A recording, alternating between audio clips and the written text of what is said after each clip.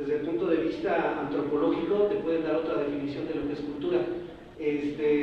Dependiendo del área te van a dar definiciones diferentes. Si digamos, así como el país, México, decimos que todos vivimos en una sola cultura, pues es complicado y es difícil, porque por ejemplo, el hecho de hablar como cultura es hablar de todo. Por ejemplo, y aquí por ejemplo, podemos unirnos cuando dos personas están enamoradas, se casan, y hay muchos que van a la parte religiosa. Pero por ejemplo, si vamos a la zona sur o a la zona norte, si vas a alguna de las comunidades que están ahí, por ejemplo, los Rarámuri o en la zona maya, las formas de esas, yo les llamaría culturas, es totalmente diferente a lo No, es que sí son culturas, pero yo me refiero a que cada cultura se expresa en la lengua. O sea, cuando una lengua lo que hace es que te expresa precisamente la forma en que ves el mundo.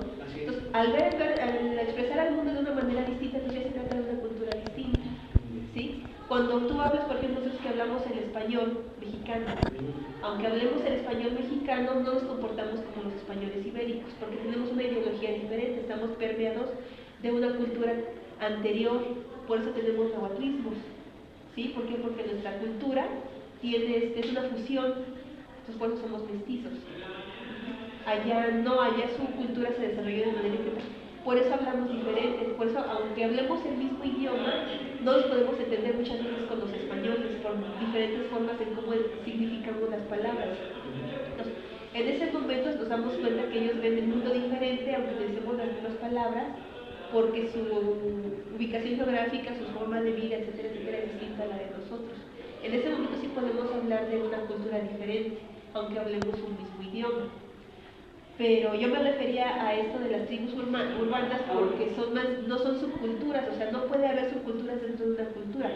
O sea, una cultura es total, por eso hablamos de diferentes culturas. En ese caso, cuando hablamos de este tipo de grupos, hablamos de ideologías, no exactamente de subculturas. Ese era más bien, a lo mejor no me pude explicar bien, pero ese era más bien mi comentario. Aún así, bueno, es mucho tema, es muy amplio el hablar de esto, pero sí, gracias. Y ahorita, de parte de lo que dices, o sea, retomando lo que estamos hablando, precisamente, como ya lo hemos dicho, precisamente el idioma o la forma de comunicarnos entre nosotros nos marca nuestra manera de ver y de entender el mundo. Entonces, la cultura náhuatl, o la cultura de aquí, es nuestra manera de ver el mundo. Y todo la náhuatl lo veía de la misma forma. O sea, teníamos una sola cultura. Por eso ahorita que les hablaba del Atonamecayo, era ir creciendo con ese mismo nivel cultural, de todos tratar de ir entendiendo lo mismo.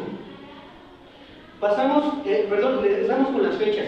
Entonces les pongo, vamos a investigar las fechas, los datos que nos dan, por ejemplo, los geólogos, las personas que se dedican al estudio de los volcanes, cuándo es la erupción del Chitle, y un arqueólogo cuándo dice que fue la culminación de la ciudad de Coihuilco. ¿Sale? Y lo mismo podemos ver con Teotihuacán. Muchos dicen que no saben qué pasó con Teotihuacán, que por qué abandonaron la ciudad. La tradición oral, lo que nos cuenta la tradición de Tezcatlipoca en específico, sí saben por qué se desapareció Teotihuacán, pero también entre los datos arqueológicos y los datos geográficos del lugar hay diferencias, porque se dice que el lago llegaba hasta cerca de la ciudad de Teotihuacán.